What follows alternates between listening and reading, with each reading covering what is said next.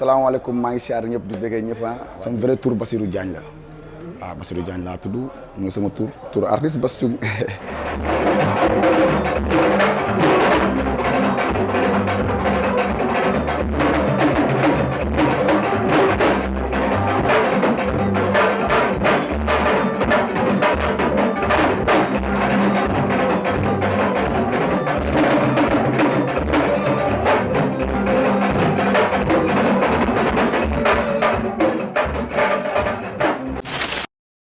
Bass Thioung bi mi ngi jugee Médina mi ngi jugee Fass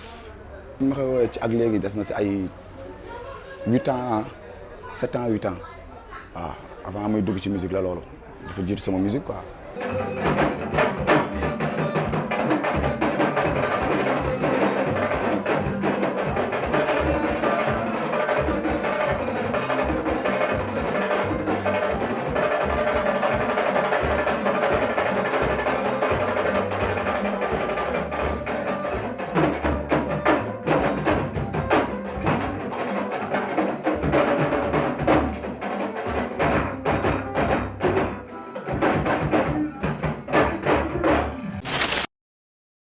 Baye Demba 5-5 ak Atoumane presque ñoo ma tuddee Bass Thioung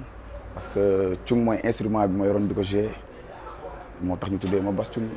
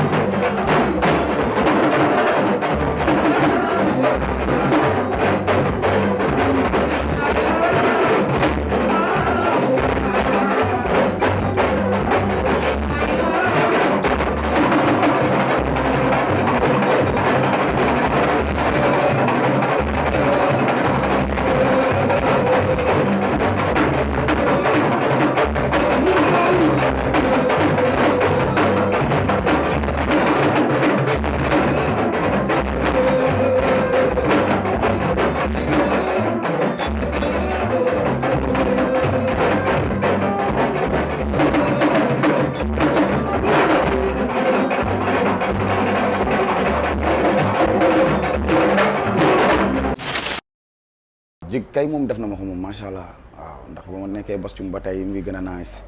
ba ma nekkee Bass Thioung ba tey tax na ma gën a am sama cër ci art mooy comme te maa ngi doon def li may def ba ñu jël tur boobu noonu li may def yokku sama tur loolu rek sas la woon loolu nag moom ma gën a motiver ma gëmloo sama bopp xam nga sama papa Mbaye Faye jëndal ma Thioung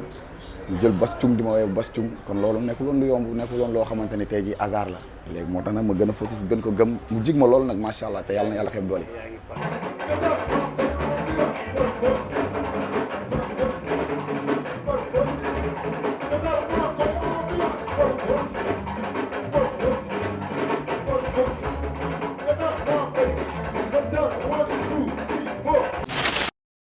affaire bi jël naa ko tey jii nii def ko noo xamante ni dama ko def moderne